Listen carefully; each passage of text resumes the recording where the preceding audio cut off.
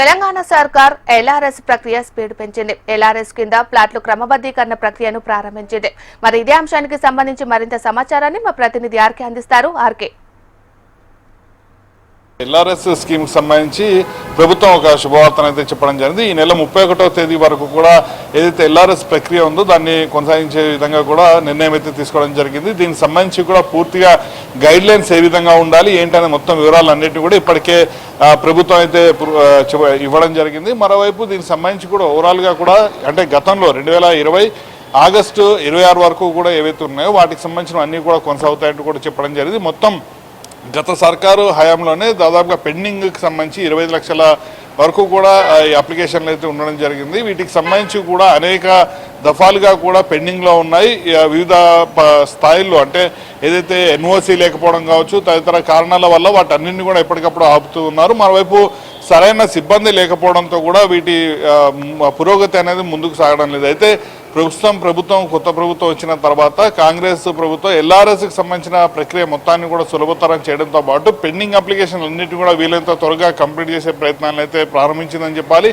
వీలైనంత త్వరగా కూడా ఈ అప్లికేషన్లు ఏవైతే ఉన్నాయో వాటన్నింటిని కూడా క్లియర్ చేసే ప్రయత్నాలు అయితే చేస్తున్నారు. ప్రస్తుతం కొన్ని జిల్లాల్లో ఏవైతే ఎమ్మెల్సీ ఎలక్షన్ సంబంధించిన కోడ్ ఉండడంతో వాటికి మినహాయింపించి మిగతా పరిధి అంటే ఏదైతే జిహెచ్ఎంసీ కావచ్చు హెచ్ఎండిఏ పరిధి ఏవైతే ఉన్నాయో వీటి పరిధిలో వచ్చే అప్లికేషన్లు అన్నింటి కూడా వీళ్ళని త్వరగా కూడా కంప్లీట్ చేయబోతున్నారు. అయితే వీటన్నిటికీ సంబంధించిన ఒక నిబంధన అయితే పెట్టడం జరిగింది. చెరువులు ఏవైతే ఉంటాయో చెరువులు కాలువలు ఉన్న ప్రాంతాలకు సంబంధించి 200 మీటర్ల దూరంలో ఎలాంటి నిర్మాణాలు చేపట్టకూడదు. ఒకవేళ అలాంటి నిర్మాణాలు చేపడితే మాత్రం అప్లికేషన్లు పెట్టుకున్నా కూడా వాటికి ఎట్టి పరిస్థితుల్లోనూ అప్రూవల్ చేయొద్దు అనేది అయితే చాలా కరాఖండిగా ఒక నియమ నిబంధన అయితే పెట్టడం జరిగింది. మరోవైపు గతంలో అంటే బీఆర్ఎస్ హయాంలో వీటికి అనుమతి లభించినప్పటికీ కూడా పెండింగ్లో ప్రస్తుతం ఉంటే అలాంటి వాటిని కూడా రిజెక్ట్ చేయాలంటూ కూడా చెప్పడం అయితే జరిగింది.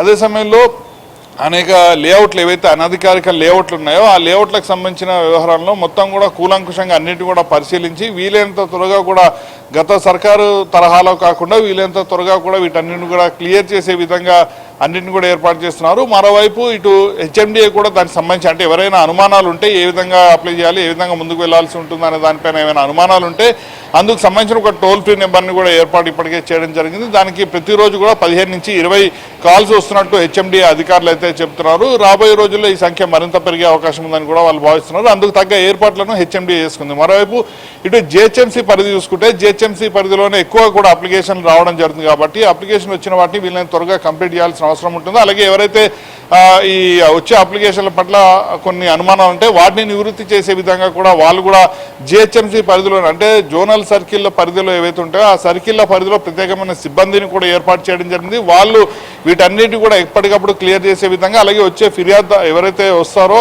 వాళ్ళకి సంబంధించిన అప్లికేషన్లు ప్రాసెస్ ఏ విధంగా చేయాల్సి ఉంటుంది ఏంటి అనేది కూడా వాళ్ళకైతే క్లియర్ కట్గా చెప్పబోతున్నారు. మరోవైపు అప్రూవల్ అయిన ఏవైతే అప్లికేషన్స్ ఉంటాయో అవి నేరుగా కూడా అప్లై చేసిన వ్యక్తి ఫోన్కి అతనికి అప్రూవల్ అయినట్టయితే రావడం జరుగుతుంది.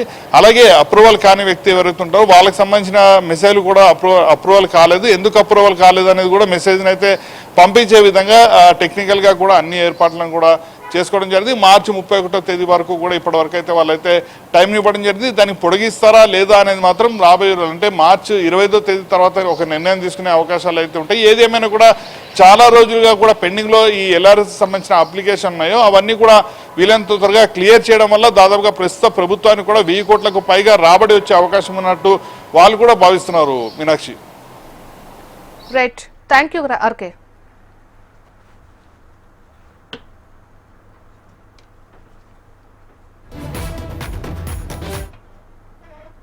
తెలంగాణ సర్కార్ ఎల్ఆర్ఎస్ ప్రక్రియ స్పీడ్ పెంచింది.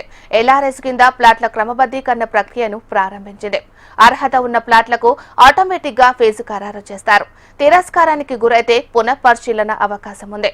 మార్చి 31లోగా క్రమబద్ధీకరణ ఫీజు ఓపెన్ స్పేస్ ఛార్జీలు కలిపి చెల్లించిన వారికి 25% రాయితీ ఇవ్వాలని తెలంగాణ ప్రభుత్వం నిర్ణయించింది.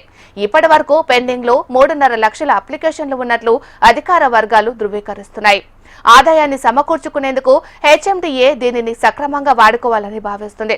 ఫీజు చెల్లించిన తర్వాత దరఖాస్తు స్వీకరిస్తే 10% ప్రాసెసింగ్ ఛార్జీలను మినహాయించి మిగతావి డబ్బును వెనక్కి ఇస్తామని తెలిపారు.